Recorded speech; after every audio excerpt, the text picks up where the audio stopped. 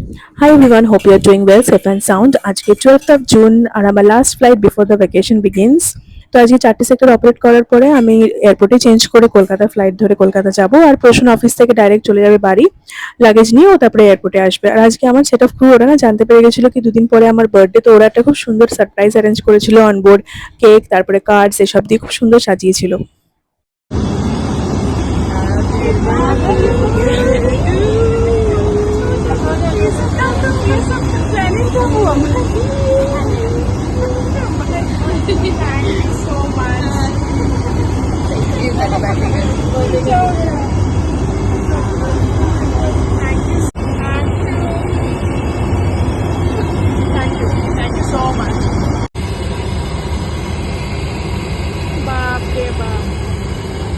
Handwriting is so nice. किसका handwriting है ये?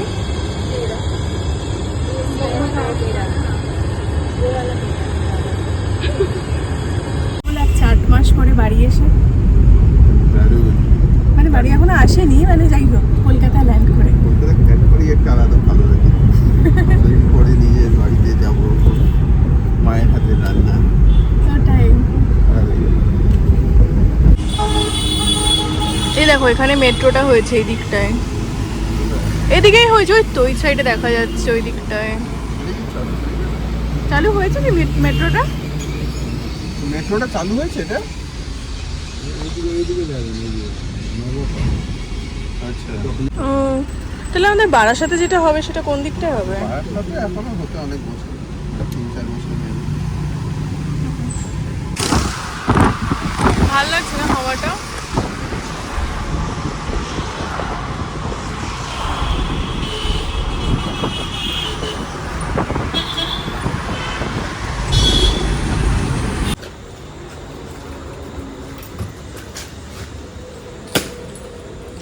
ধরছে, ছেড়ে দাও আমি নিচ্ছি। দিয়ে দিয়েছো তুমি টাকা? কিছু নেই তো আর গাড়িতে?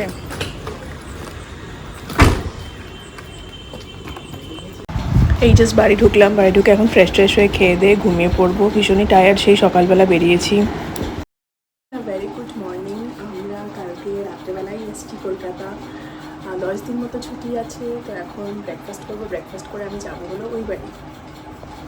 তারপর অনেকদিন পরে আমার আলমারিটা খুললাম, এখানে আমার সব বিয়ের শাড়ি, তারপরে বউ ভাতের শাড়ি, ভাত কাপড়ের শাড়ি সব রাখা, ও সিঁদুরদানের শাড়িও ছিল, তো সেগুলো একটু নাড়াচাড়া করে দেখছিলাম। তারপরে ব্রেকফাস্টে আজকে চাউমিন হয়েছিল, তো সেগুলো সবাইকে ডিস্ট্রিবিউট করে দিলাম প্লেটে, তারপরে খেয়ে দিয়ে আমি ওই বাড়ির উদ্দেশ্যে এখন বেরোলাম।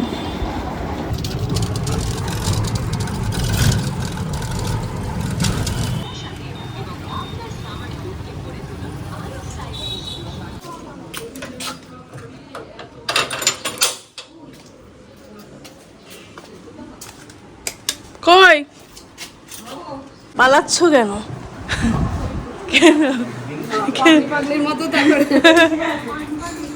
ভালোই লাগছে দেখি। আরে ভালো লাগছে, তাহলে না বলে আমি এতক্ষণ কাজ করেছি। তাতে কি হয়েছে? একটা দিলেই হবে।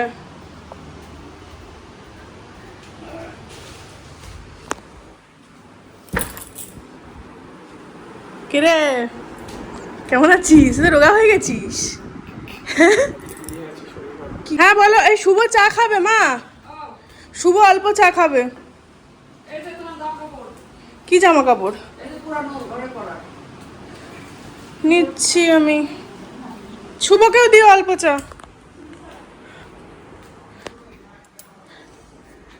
তারপরে আমার রুমে ঢুকে দেখলাম মা সব একদম গুছিয়ে রেখেছে। তুমি কি আমি আসবো বলে তুমি বিছনা চাদর পেতেছো? নতুন বিছনা চাদর পেতেছো আমি আসবো বলে?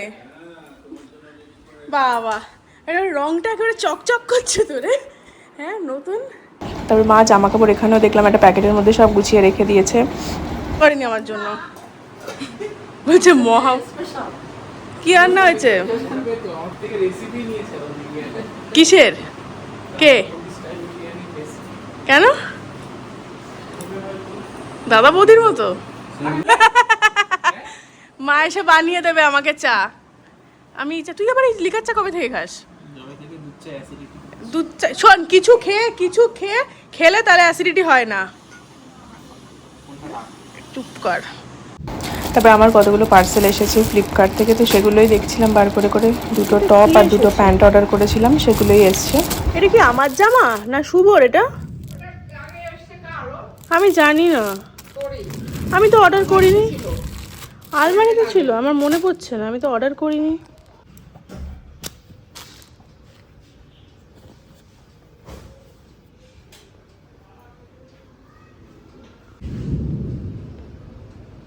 কবে বানিয়েছে এটা? হ্যাঁ আজকে আবার আসবে আরেকটা জিনিস। কি কি বারান্দায় কাজ দেবে। কোন দিকে? দক্ষিণ দিকের বারান্দায়। তো ওদিকে তো কাজ দেওয়াই রয়েছে অলরেডি।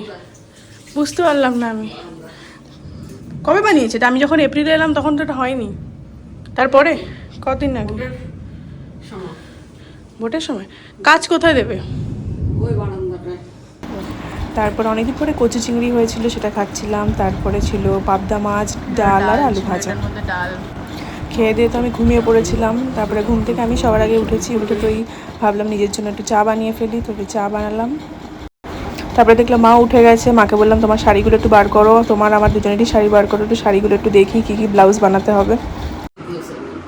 এই যে জন্মদিন আর ষষ্ঠীর সময়। না এরকম করলে হয় না, টাকা দিয়ে দেবে আমাকে, জন্মদিনেও টাকা দেবে, ষষ্ঠীতেও টাকা দেবে।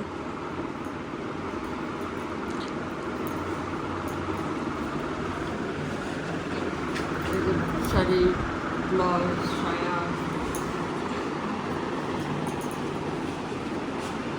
তারপরে কিছুক্ষণ পরে প্রশ্ন এলো, আমরা তারপরে গল্প করছিলাম, ধোসা, তারপরে আম লিচু খেলাম। তারপরে নেক্সট আমার বার্থডে ছিল, তো বাড়ি এসে দেখলাম প্রশ্ন কেক এনেছে, মাও কেক বানিয়েছে, তো কেক কেটে একটা ছোটো সেলিব্রেশন হলো।